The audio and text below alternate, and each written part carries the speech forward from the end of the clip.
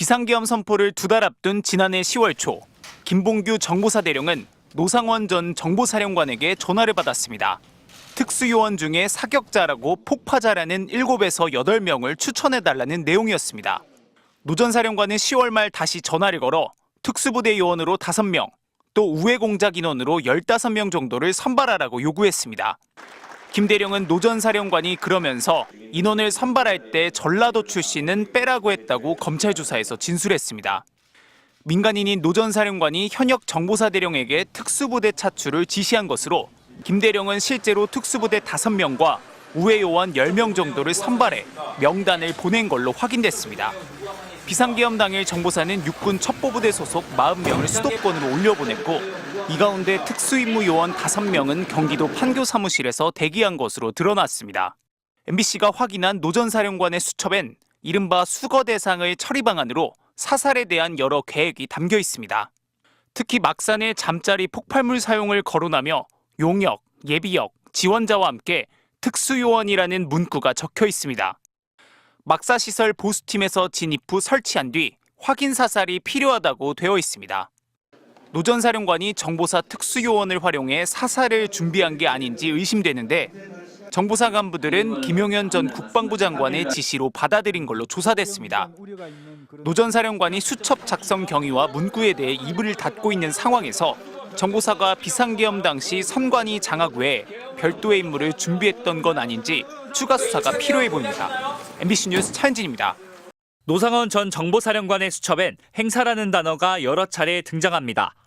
체포를 의미하는 수거팀 구성 아래 행사부대 지정이라고 쓰여 있고 기무사와 경찰을 활용해 수거 조치한 뒤 행사는 한 달 정도라고 적었습니다. A부터 D까지 알파벳 등급으로 분류한 체포 대상자들에 대한 검거 작전을 뜻하는 것으로 보입니다. 그러면서 역행사에 대비해야 한다며 민주당 쪽 전담으로 9사단과 34단을 표기한 것으로 확인됐습니다. 서울과 가까운 경기도 고양에 위치한 부대로 역행사, 즉 검거작전 행사를 막지 못하게 군을 배치하려 한 걸로 해석됩니다. 수첩 속 수거 대상엔 이재명 대표를 비롯해 정청래, 김용민, 김의겸, 고민정, 윤건영 등 민주당 전현직 의원이 대거 포함됐습니다. 9사단과 34단이 배치되진 않았지만 민주당사는 실제로 계엄군 투입 대상으로 지목됐습니다. 국회하고 선관위 3군데 민주당사 여론조사 곧 임무 중지하고 철수하겠습니다라고 말씀을 드리고 나서 다음 철수지 이런 것도 이루어졌습니다. 주요 사령관의 이름, 역할과 함께 용인이라는 글자 옆으로 역행사 방지대책 강구란 문구도 포착됐는데 국민적 저항에 대비해 경기도 용인에 있는 지상작전 사령부까지 동원하려 했던 것으로 추정됩니다. 수거 조치를 행사한 뒤 체포된 이들을 사살하려 했던 여러 계획도 확인됐습니다. 수거 대상 처리안이라는 소제목 아래 연평도 이송이라고 되어 있는데 실미도항을 정찰하기 위해 집행인원은 하차하고 하차 후 이동간 적정한 곳에서 폭파하도록 한다고 구체적으로 썼습니다. 이어 연평도 행사 후 같은 방법은 어렵다며 막산의 잠자리 폭발물을 쓰는 방법과 함께 확인 사살이 필요하다는 내용이 담겼습니다. 음식물, 급수, 화학약품 문구도 발견됐는데 독살까지 염두에 둔 걸로 추정됩니다. 수첩에는 1차 수집 대상으로 국회가 있는 여의도가 30에서 50명, 언론 쪽이 100에서 200명이라고 되어 있는데 가장 마지막 페이지엔 촛불 집회 주모자들과 좌파 방송사 주요 간부들을 지목하며 주먹들을 이용해 분쇄시킨다고 썼습니다. MBC 뉴스 고병찬입니다. 노상원 전 정보사령관은 체포 대상자를 일일이 나열한 뒤 A급 수거 대상 처리 방안을 별도로 작성했습니다. 체포한 이들을 보낼 장소로 연평도와 제주도를 지목했는데 특이하게도 곧이어 이송 중 사고라고 적은 걸로 확인됐습니다. 가스, 폭파, 침몰, 격침이라는 표현을 썼습니다. 수첩 뒤쪽엔 좀 더 구체적인 실행 계획이 담겼습니다. 장소를 GOP 최전방 부대와 비무장지대, 바닷속, 연평도 등 무인도, 민통선 이북으로 구분했는데 실미도 등 무인도와 GOP, 민통선 이북에 수용한 뒤 자체 사고 처리한다거나 GOP상에서 수용시설의 화재 폭파, 외부 침투 후 일처리, 사살, 수류탄 등이라고 적은 걸로 파악됐습니다.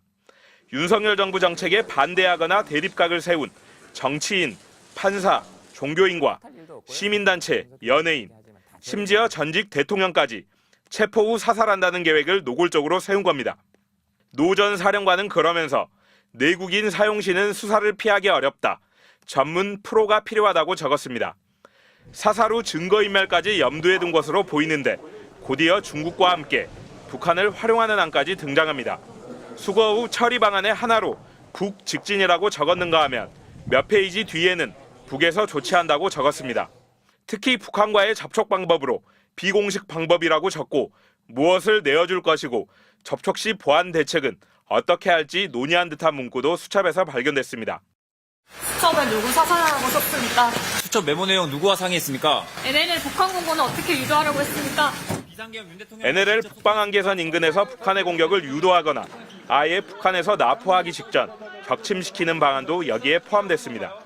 종북 반국가 세력 척결을 비상계엄의 명분으로 삼았던 이들이 뒤로는 자신을 반대한다는 이유로 대한민국 국민을 살해할 계획을 세우고 심지어 북한을 끌어들여 감추려 했다고 노상원 전 사령관의 수첩은 말하고 있습니다. MBC 뉴스 이재욱입니다.